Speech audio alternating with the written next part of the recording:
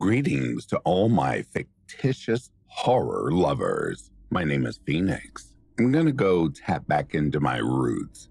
This is actually how I got started narrating, was telling horror stories. So for those of you that like fiction horror, this video is for you. I can't start a video without thanking the elite members of BackToAshes. Thank you all so much for continuing to support this channel. You are the pillars that hold it up, and I cannot thank you enough. With all of that being said, it is now time to sit back and relax, kick back, grab a snack or tuck in and get warm, and prepare for your dose of vocal melatonin entitled, I Haul Away Junk from Hoarder Homes. What I found at my job last night made me quit. There will only be one ad in this video, and it's going to be right after this introduction. For those that are sensitive, here is a disclaimer. There will be heavy adult language used throughout this story. Let's get started, shall we?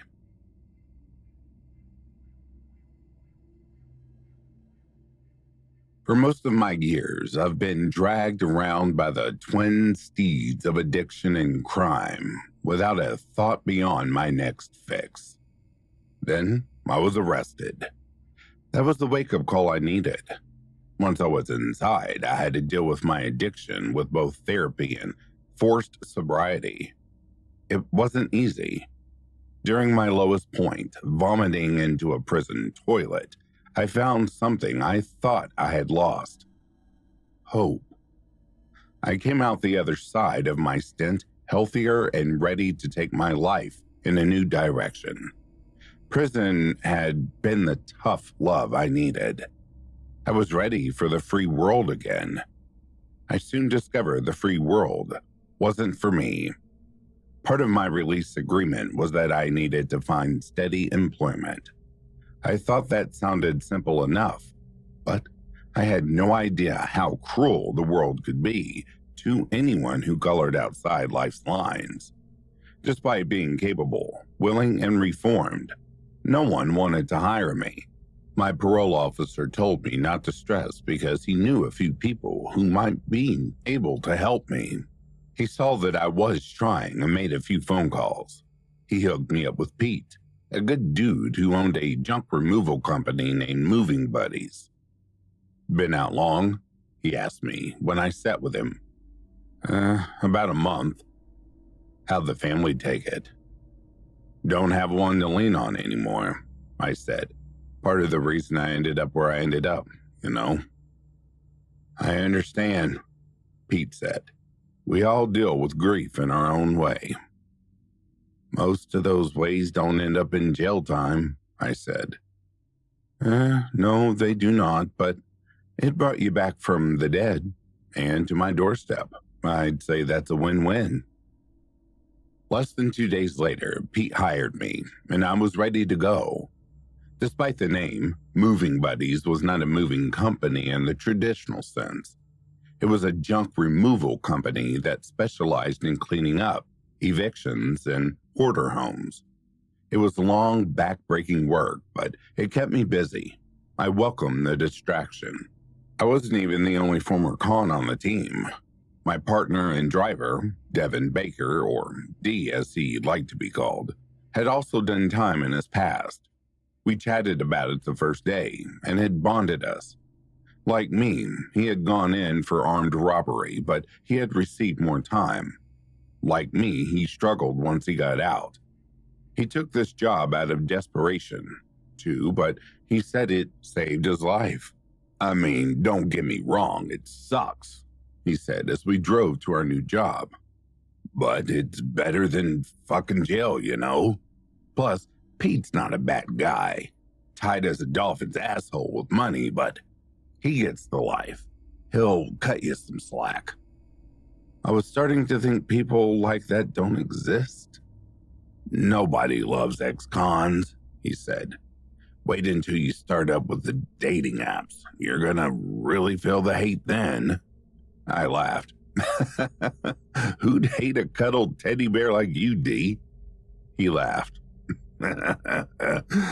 That's what I'm saying, but it's cold out here, brother. Ice cold. We were headed to our gig for the day. Some old fart had passed and left a mess for his kids. I hated hoarder homes because there was always some extra bullshit hidden in the piles. You could not imagine how it smelled. They stick with you hours after your shift. We'd found dead pets and living wild animals in some homes. Never a dull moment. We arrived and were greeted by an exhausted-looking man in his late 40s. He was the son of the dead guy and told us what we already knew from the work order. I felt sympathy for him. He inherited a huge mess. Sorry about how it looks. Dad went, well, crazy in the last few months. All he talked about was conspiracies and people out to get him and he caught himself. He changed, you know. Then he let this place turn into this. Not unusual in our line of work, I said, trying to comfort him. Believe it or not, this isn't even the worst we've ever seen, Dee added. That seemed to ease the man's mind, and he left us to do our work. Dee sided up with me as he left and nodded at the house. Yo, this is the worst fucking house I've ever seen. Easy. When we finally cracked the tomb's seal, the full brunt of the smell hit us like the concussive wave of an atomic bomb, a potent combination of death, rotting food, and vomit stung our nostrils. Dee wasn't lying. This was the worst ever. Let's have a smoke before we get hip deep in this shit, Dee said, pulling out his vape. Agreed, I said, pulling up my crinkled pack of Marlboro Reds and Naked Lady Bic. Those things will kill you, man, Dee said, nodding at my pack of cigarettes. Oh, and those chemicals won't? Shit, he said, exhaling a massive puff of vapor. I didn't say all of that now. We finished our smokes and steadied ourselves. We wiped vapor rub under our noses and opened the door. The entryway was crammed with old garbage. The house had so many flies that I thought it might get yanked from its foundation and take to the air. The old man may have died, but there was still some life inside this place. God damn, Dee said. How did the city not condemn this place? Maybe he knew people in high places? Should have met a damn garbage man, he said, getting to work. Hoarders were the worst. What they all have in common is some sort of mental break that sets them on this course. I found it's often associated with some kind of loss, a job, a spouse, a child. They compensate for their loss by trying to save anything that could be important or that they could use later. They never do. Thus, you get homes stuffed with towering monuments to our disposable culture. The hell? Dee said from the corner of the living room. I walked over to him and looked down at the ground where he was pointing. It's trash, I said. Under the bag, man. I moved the bag and nearly vomited. Under the bag were the remains of two very dead cats. They looked like they'd recently died, but were under a few ancient garbage bags.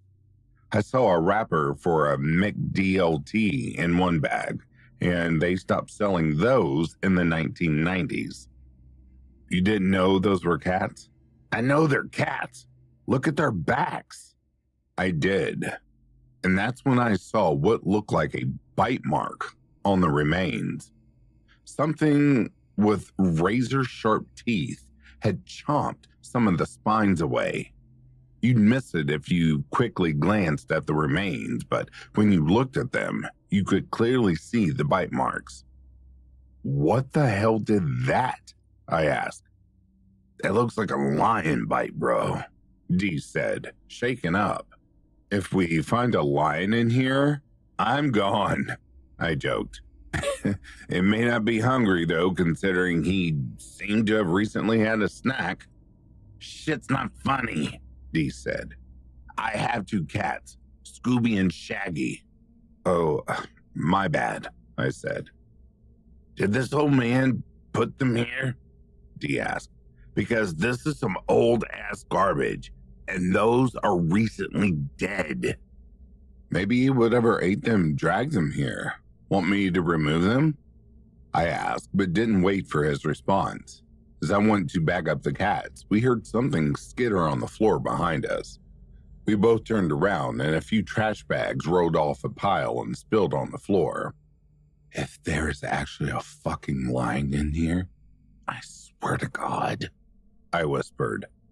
Shh, Dee said, his eyes scanning the room. We both looked around for the source of the noise, but didn't see anything. I was about to say something when we heard more scrambling off to our left. I rushed over, moved away a few bags, and let out a terrified, high-pitched scream. After the initial shock, I started laughing. What? Dee said. I reached down and pulled up a beat-up jester doll burned in the stacks. Its porcelain face had split down the middle at some point, and the left side was gone. The right side's painted face had worn away with time and exposure to garbage juice, but one unblinking eye stared out at us. Its long limbs hung towards the ground, hunched over like it had a bad back. Who would want this? Weird fucking hoarders. We heard skittering again, and out of the corner of my eye, I saw a massive rat run from under some old cardboard boxes and back towards the bedrooms. I dropped the doll and chased after it, but it was gone before I could do anything. Dee shook his head. Be careful when you're grabbing shit, he said. Those things will take off the tip of your fingers. I grabbed the doll and propped it up on the pile of trash so it looked like it was sitting on a throne of garbage. I'll hire the jester to look out for us. It needs a name. How about Trashly? As soon as I said it, the doll's heavy limbs made it slump to its side. Dee laughed. Trashly, already sleeping on the job. We went back to work. We set about cleaning out the living room and kitchen before we moved on to the closets and pantries in those rooms. Closets were the worst part of a hoarder's home. They crammed closets full of the weirdest shit known to man. Once we pulled 8 taxidermied animals out of a living room closet. It was a nativity scene. Baby Jesus was a stuffed dormouse. We played rock, paper, scissors, and Dee lost. He had 1 closet duty. I set back to clearing out the living room, leading towards the hallway, and let Dee work on the closet. Dee had moved out 3 garbage bags when I heard him yell and fall out of the closet. I ran over to him as he was scooting away from the closet door. He was genuinely spooked. I helped him up and asked him what happened. It took him a second to put his thoughts together. Something touched me. What? I swear to God, man, something reached out and touched my hand. It was probably, I said before he cut me off. Bitch, I know what a hand feels like. A fucking hand touched my arm. Okay, I said. I'm gonna let the bitch comment slide. My bad, man, he said, shaking his head. But that shit ain't never fucking happened to me before. You got a flashlight? Let's take a look. In the truck, he said. I'll go grab it. He left and I shook my head. I was working under the belief that he had touched a rat's tail or something. Rats loved the stink of trash, but people tended to avoid it. The smell in this place would keep Oscar the Grouch at arm's length. From behind me, I heard the rats scrambling around. I went over to where I heard the noise, but didn't see anything. Dee came back into the house and saw me looking for the rat. Heard something? He asked. I think we may have found a few friends watching us, I said, glancing through the garbage piles. Can I see that flashlight? He handed it to me, and I shined the beam into the sea of living room trash bags. Nothing jumped out at me, so I assumed the rats were adept at hiding from humans. Something did catch my eye, though. Trashly. The doll wasn't in the place where I had left it. Maybe it had fallen during the closet panic, and I hadn't noticed. I plucked up the doll again. It might have been our jester friend here, I said, and not the rats. I don't like that doll, Dee said. Reminds me of Poltergeist, the fucking clown thing. Man, that messed me up pretty good. Maybe we should put a tracker on it, I joked. Dee didn't laugh. Good idea. He eyed something on the ground and grabbed it. Put this on it. He handed me an old cat collar with a little bell on it. I gave him a look, but he insisted. I dutifully put it around Trashly's neck and gave it a shake. The bell jingled, and Dee looked satisfied. I put Trashly back on the trash pile throne and handed Dee back the flashlight. Let's go see about your closet hand. I walked over and pulled the closet door back open. Hey, I said to the potential person in the closet. We're going to empty that closet if you want to get out of here without the two of us stomping on you. I'd leave now. Nothing happened. I wasn't surprised. It's not that I doubted Dee. If anything, the dude was honest to a fault, but the story was so far-fetched. There's no way anyone could be in there. But still, Dee is honest. If he felt a hand, he might have felt a hand. You gonna feel around in there or what? He asked me. I said, let's look. You gotta feel too. I felt. I didn't agree to that, I protested. Neither did I, but here we are, he said. Don't make me pull rank. I wasn't going to win. The only thing left to do would be to stick my arm into the garbage closet, hoping that a phantom hand won't grab my arm. What the fuck even was this job? Dee shined the light into the darkness. 2 bags fell and split open on the floor. One was filled with maggots. I looked back at Dee.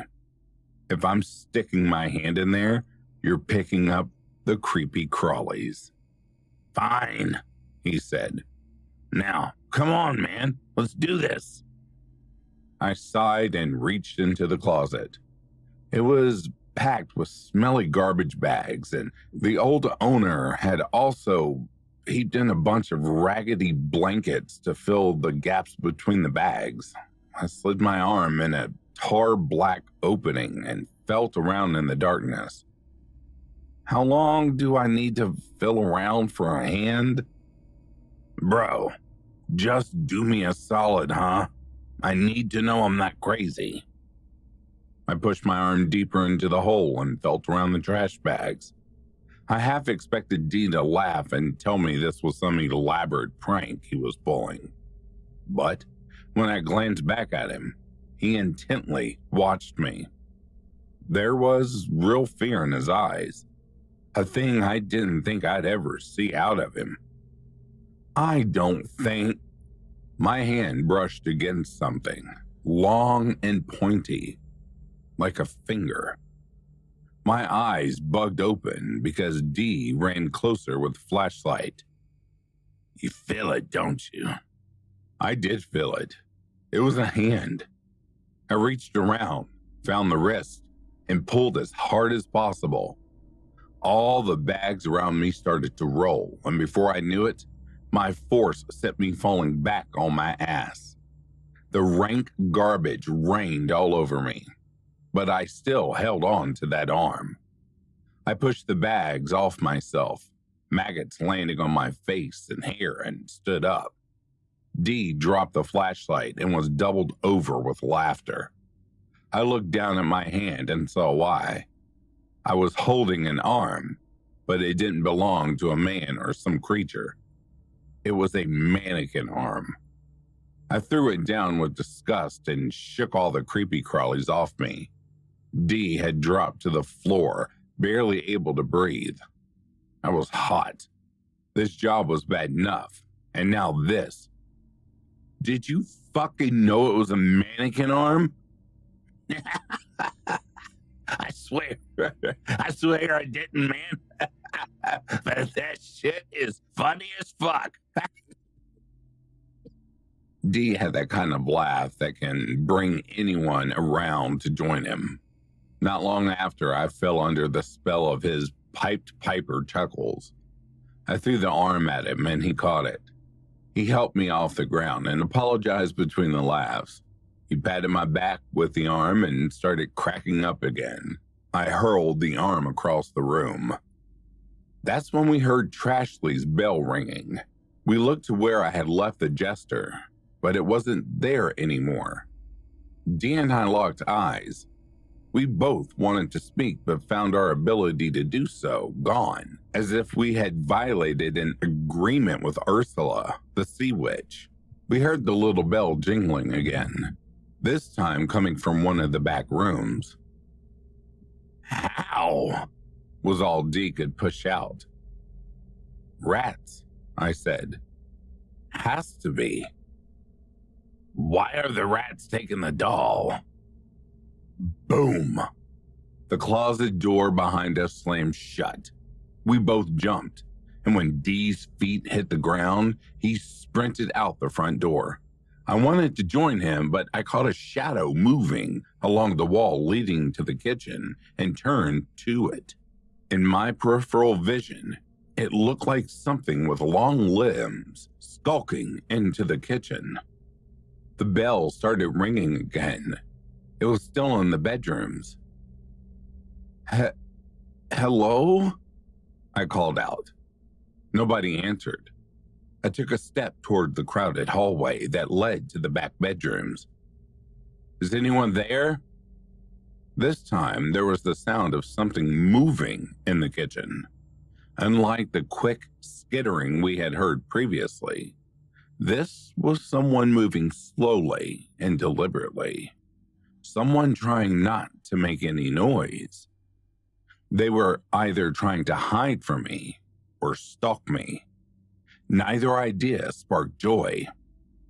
Bro, I'm sorry, Dee said, peering in from the front door. I didn't mean to run away like a little kid, man. I turned to him and put my finger to my lips to shush him. He nodded, and I pointed toward the kitchen. He wearily inched back into the house, whipping his head around to see if anything around him was out of the ordinary. Feeling assured he was safe, he crept in but kept the flashlight in his hand, cocked and ready to swing. The bell started dinging again in the back room. I pointed towards myself and then the back rooms. Dee nodded, but he wasn't going to join me back there. I wasn't even sure I could make my way back there as quietly as I wanted. There was a small path between the piles of trash, and I was too big for it. I was sure I'd make a racket cutting through, giving whomever was back there a fair warning that someone was coming. Regardless, I was going to try. As I took my first step, we heard something moving in the kitchen again. This time, Dee saw the same shadow I had. He mimed to me that he thought a man was in there, and that he was going to head that way. I delayed my trip to the back bedrooms and hung back just in case he needed some help. Still, after the adrenaline of the moment passed, I had second thoughts about going to the back bedrooms alone. It seemed like the kind of decision a dumb character would make in a slasher movie. I may not be smart, but I ain't that dumb either. I quietly stepped toward the kitchen, flanking Dee as he approached. He heard the cabinet doors open and slam close. There was more movement on the floor as well. It sounded like more than one rat. Then, the strangest noise came out of there. the jingling of a bell. Someone threw a trash bag toward the living room as we stood there.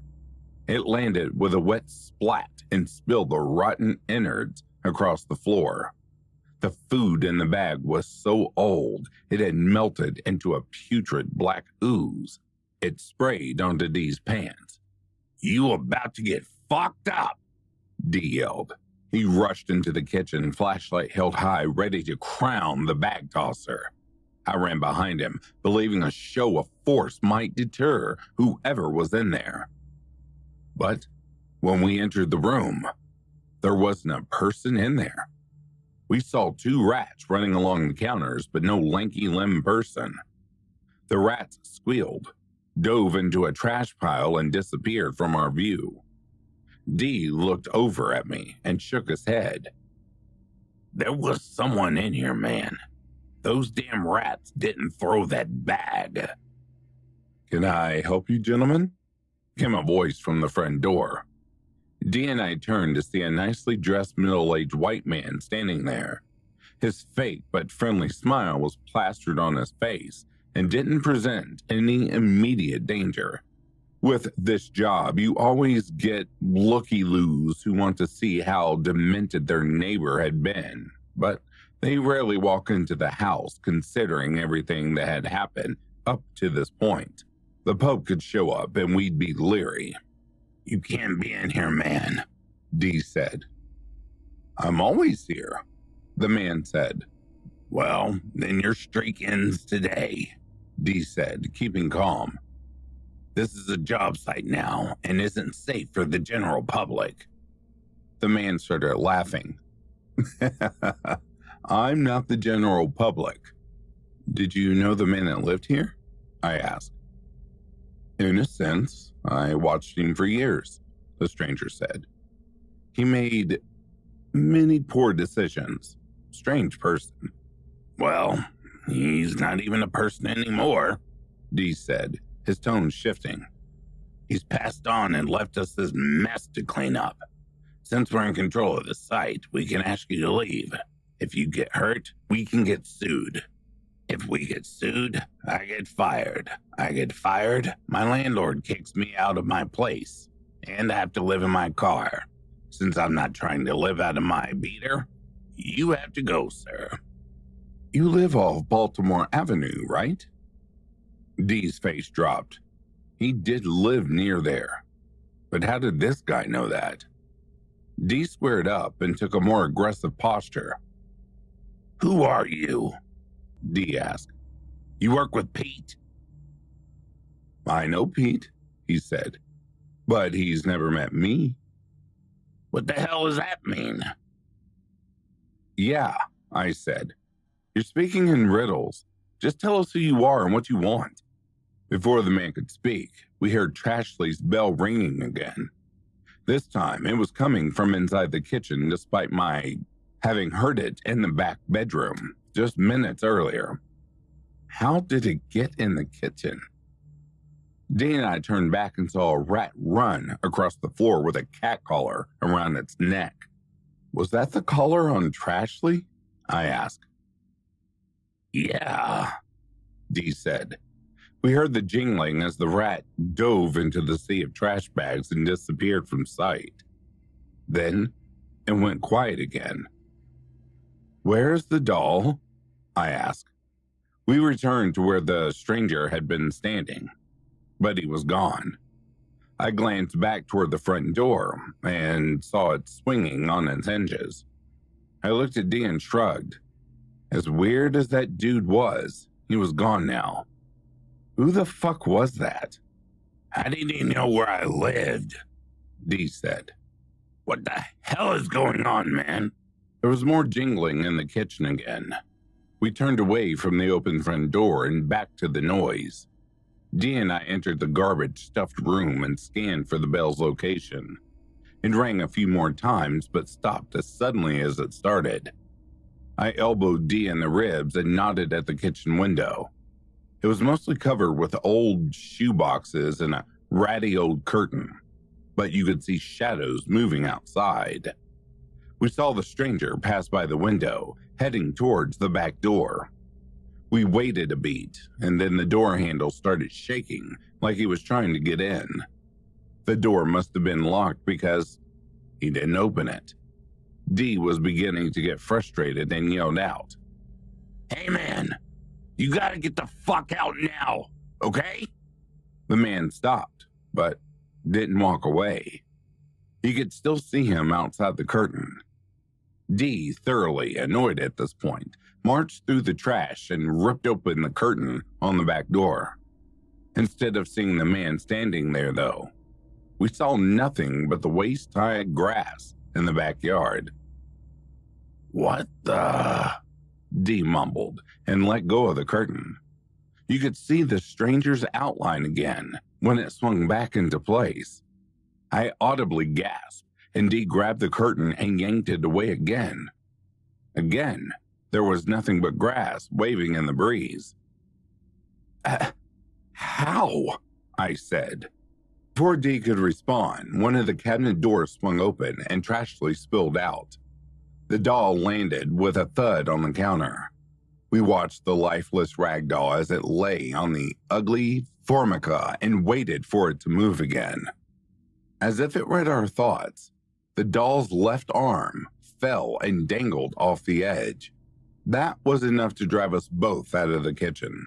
As we returned to the living room, the front door opened again. The stranger had come back. D walked up to him and got into the man's face. I ran over and put an arm on D's shoulder, but he shrugged me off. "Who the hell are you, man? What are you doing here?" "I came to check on the place and see if things were in order. You two seem to be the perfect men for the job." "Did Pete send you?" I asked. "Did you know the guy that owned this place?" "He was one of the people we monitored. He was meddling with things beyond his control, and he paid for that curiosity." "You killed him?" No, he awakened something he shouldn't have. He paid for that decision. I just came to witness this." "Witness what?" Maybe we should call Pete," I said. "Get this straightened out." "I didn't know dolls could stand like that," the stranger said, pointing towards the kitchen. We both snapped our heads back toward the kitchen and saw Trashley standing tall on its thin fabric legs. It didn't move, but it was clear it had moved at some point. It was in a small pile on the counter when we last saw it. The whole energy in the house had changed in an unnatural direction, like seeing watch hands run backward. D's eyes were so wide, I was afraid they'd pop out of his skull. He was gripping the flashlight so tight, I thought he might shatter it. Drops of sweat formed on his bald head and rolled down his face. He wasn't a tiny man, and I was worried that scares might cause his heart to stop. Confusion is too weak a word to describe what we felt in that moment. Befuddlement, maybe. Like discovering there had been aliens on Earth this entire time, and your boss was one of them. As we stared, the stranger said, "I think now you have a real mess on your hands." "I think I'm about to beat your ass," D said, turning to confront the man, but not finding him standing there. "What the hell? Where did he go?" There was a rumble of thunder, and it shook the house. D and I both ducked like something was going to fall upon us. I felt the thunderclap's vibrations in my guts. I glanced at the window and noticed the sun was still peeking through the edges of the blackout curtains. There was no clouds overhead, and I realized that the thunderclap didn't come from above us, but from below. I opened my mouth to speak, but the words died in my throat when we heard something knocking inside the closed closet door. It was quiet initially, but each successful thump was louder than the last. Soon, the knocks were so loud and so violent, the doorknob rattled with each rap. I glanced back into the kitchen. The jester was gone. It had either fallen behind some of the bags or had moved away. Neither option made me feel too good. If this thing could skulk through the trash without making a sound, it could sneak right up behind us without us knowing. I didn't know if it was violent, and I had no intention of wanting to find out. But the thought nestled in my brain and set up shop. D, the doll is gone. Man, fuck this place, he said, nodding toward the door. Let's get the hell out of here now. Best idea I've heard today, I said, heading toward the door.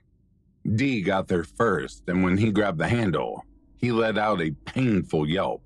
I didn't need to ask what happened because I heard the sizzle. He pulled his hand back and the mark had already reddened and started to swell. What the hell?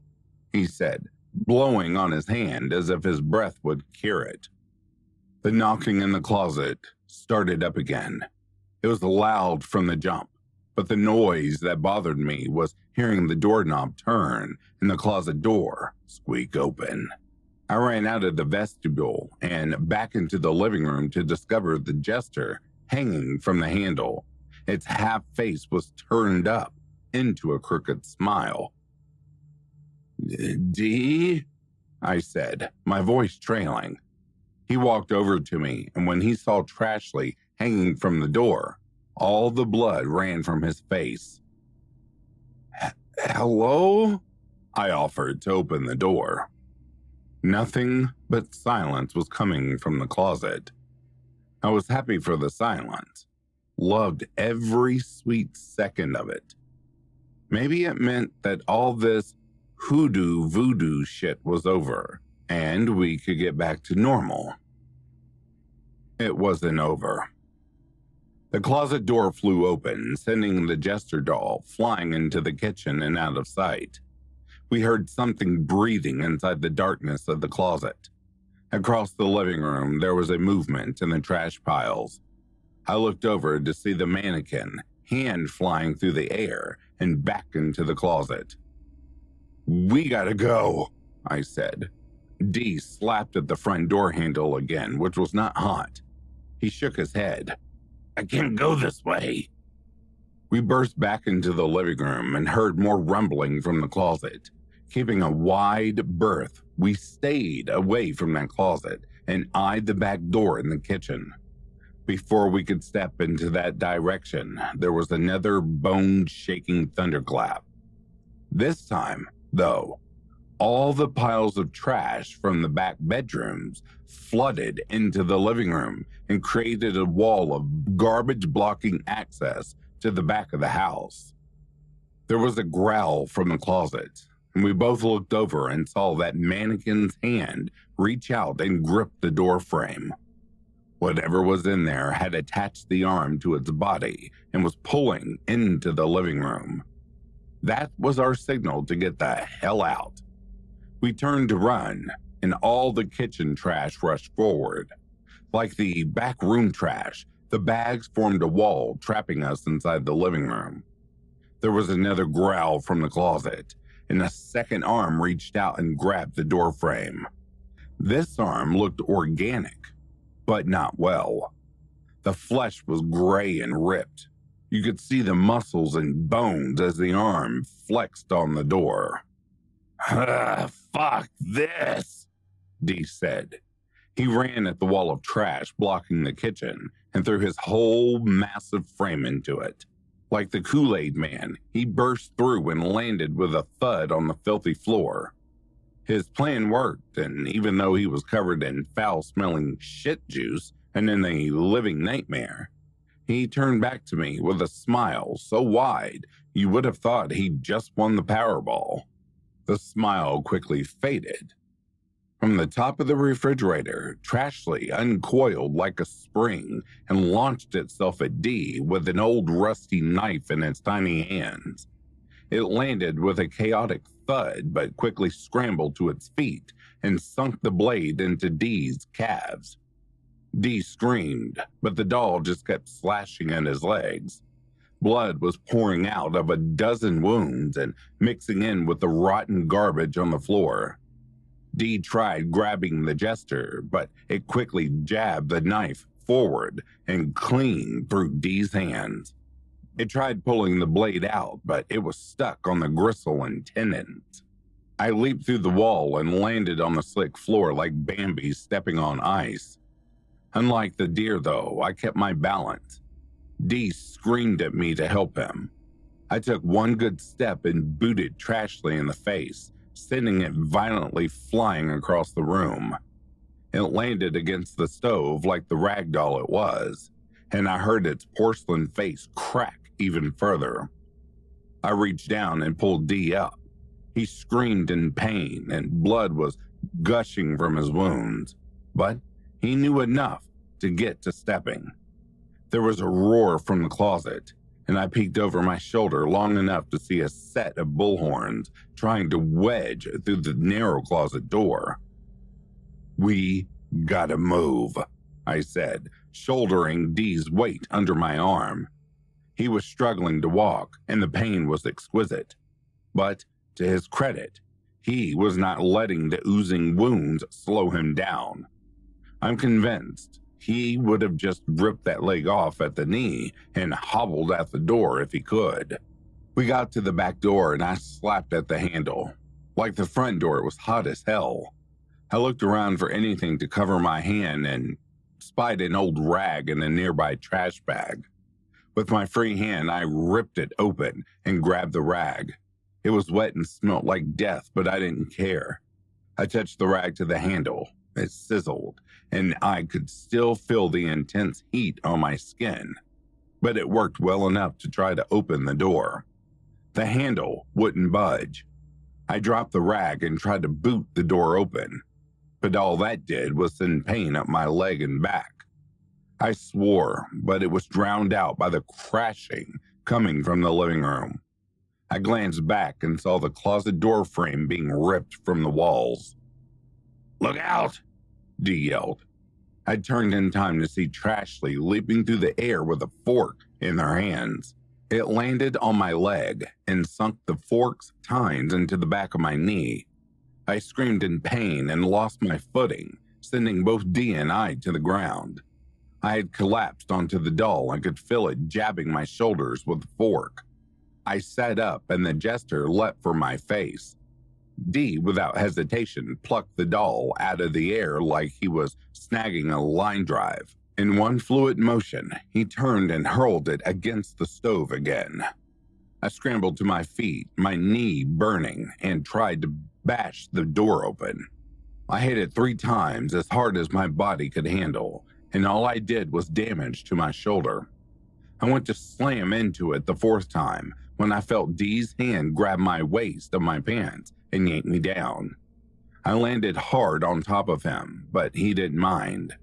As I slammed into his chest, I turned to see Trashly grab the bottom of the stove with its stringy felt arms and easily lift it off the ground. With the ease of an ace pitcher hurling a fastball, the doll threw the stove in our direction.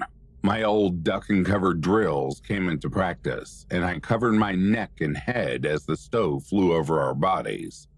The stove slammed into the back door, cracking it in half and knocking it off its hinges. Daylight streamed in, and our salvation was a mere few feet away. I could see our way out to freedom. But it was just an oasis. The stove bounced off the wall, nicked my back, and landed square on Dee's right arm. It shattered underneath the weight.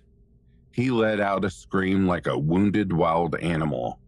The way we were tangled up sent his painful hollering directly into my ear. He thrashed under me, trying to get away from the weight of the stove. But was only making the break worse. I rolled off of him, grabbed the stove, and pushed it off his mangled arm. I reached down and helped D up, but he could barely move. I was afraid he was in shock, and if we lingered any longer, the thing pulling itself out of the closet would be out and after us. I didn't know what it had planned for us, but I didn't think it would invite us to a potluck or anything. I know it hurts, bro, but we have to. Then I smelled the gas. I looked over to where the stove had been and saw the telltale wary vision of leaking gas. At that moment, the divine inspiration, a plan, came to me. I reached into my pocket and found my lighter. "I can't move," D said. "Just leave it to me, man." "Told you I wasn't a bitch," I said. "Give me 20 feet of hustle and I can get us out of this mess." I showed him the lighter and he knew the plan. D nodded, gritted his teeth, and leaned his weight on me. He was in so much pain, but he bit his lip and moved. I spied an old paper towel roll and grabbed it in my free hand. I managed to help D get out of the house and walked him about 15 feet into the backyard. I placed him on the ground. He grabbed his arm and let out a whimper, but didn't want to slow me down. "Take cover," I said, and he scooted away.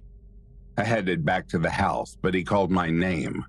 I turned and saw his painful, sweaty face. "Toast those motherfuckers," he spat out. I nodded and headed back toward the house. I held the paper towel roll firmly and pulled out my lighter.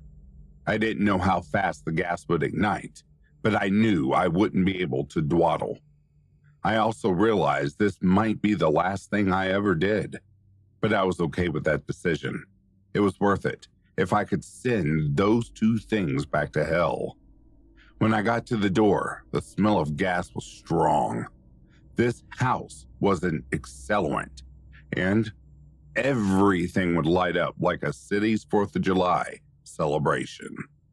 I stepped inside, and it was surprisingly quiet. I looked over at where the closet door had been, and only saw a massive hole. The thing had gotten out, but I didn't know where or how it was hiding. When I turned my attention back to the gas, I saw the jester. It was standing on the counter. As soon as I turned, it leaped at me. It landed on my neck and coiled its limbs around it like an anaconda. I struggled to breathe and fought with everything I had left in the tank.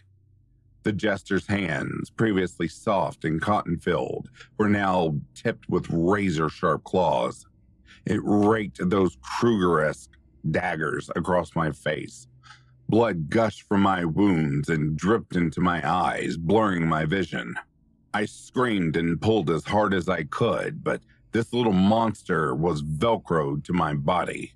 I had dropped the lighter and paper towel roll in the struggle, but that was a secondary concern. I needed to get free before attempting to light this place up. I felt the doll's legs growing as it tried to wrap up my arms. I was face to face with its blinking, drawn-in eye. It opened its half-mouth, and inside was row upon row of porcelain daggers. It lunged for my face to bite my cheek, but I held it off as best as I could. The arms wrapped around my neck started to tighten, and around the edges of my eyes, the world began to dim. I was afraid I was done for. I felt my knees buckle, and I fell onto my back. The black edges of my vision were starting to tunnel. I had seconds to do something, or I'd be toast myself. I moved my thumbs under the jester's tight arms and pushed with all my might. At first, it didn't budge, but then I felt the pressure lessen and could breathe again. "Fuck you," I spat, and funneled all of my stored up anger and resentment and strength into pushing this crazy, clingy bitch off me. There were a few sparks, but nothing caught. I urged it on, taking a peek at where the monster was. As I looked up, I saw the jester's new face. The porcelain had broken away to reveal a red and black, pulsating mass of muscle, blood, and gore that dripped from the wound. There was a bellow from the living room, and a massive creature that looked strikingly like a minotaur, albeit with one mannequin arm, came stomping into view.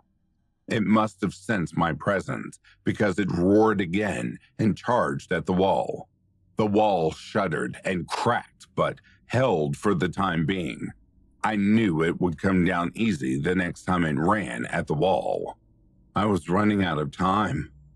I pressed my thumb down hard on the spark wheel and gave it a skin-ripping spin. It worked. There was finally a dancing orange flame at the end of the bick. I held it against the paper towel roll and waited for it to catch. The wait felt painstakingly long. The minotaur bellowed again and slammed into the wall. Its massive head came through. I looked at the jester, getting down in a crouch to leap at me again. "Light, goddammit, light!" I screamed. The temperature finally hit 451 degrees, and the flame transferred from the lighter to the towel roll. I threw the roll at the jester as it took into the air. The roll hit him, and the impact sent them both to the floor. They landed right near the gas line. I managed to get about 7 feet outside before the flame caught the gas and sent the entire house sky high. My body was thrown like a rag doll 20 feet into the neighbor's backyard. I landed on my shoulder with a sickening thud and blacked out. Hours later, I woke up in a hospital room. A dozen or so machines around me were beeping and keeping me going. Pain wrecked my entire body, and each breath was a world of discomfort I'd never been to before. But I was alive. Officially, the case of the explosion was a gas leak. The fire department said it might have been leaking for years, but it was hard to determine because of all the stuff crammed into the home. Dee was in the hospital for about 2 weeks before being released. I was stuck for a few more weeks as the explosion had rocked my brain and gave me post-concussion symptoms. We shared a smoke outside on Dee's last day in the hospital. We talked about what happened and thought it best not to be totally honest with everyone. This was mainly because we were sure everyone hasn't been honest with us, especially Pete. The stranger had name-dropped him specifically, and Pete acted very strangely in the explosion's aftermath. He was surprised we had survived and asked a lot of odd questions, some of which seemed to suggest he knew more than he was letting on. Dee has slyly started looking for a new job, and I'll follow him when I get out. I'm counting down the days, not only because I'm sick of the hospital food, but also because I don't feel safe here. Pete keeps popping in, and I swear I saw the stranger hanging around the lobby. But what really concerns me and makes me think I might not make it out of here is what happened last night. At about 3 a.m, when everyone on the floor was sleeping, I heard a bell jingling in the corridor outside my room. When I went to look, I saw the shadow of a short, long-limbed person turn the corner and disappear.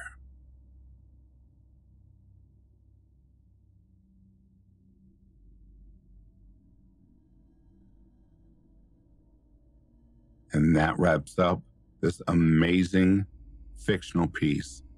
If you've made it this far, thank you so much.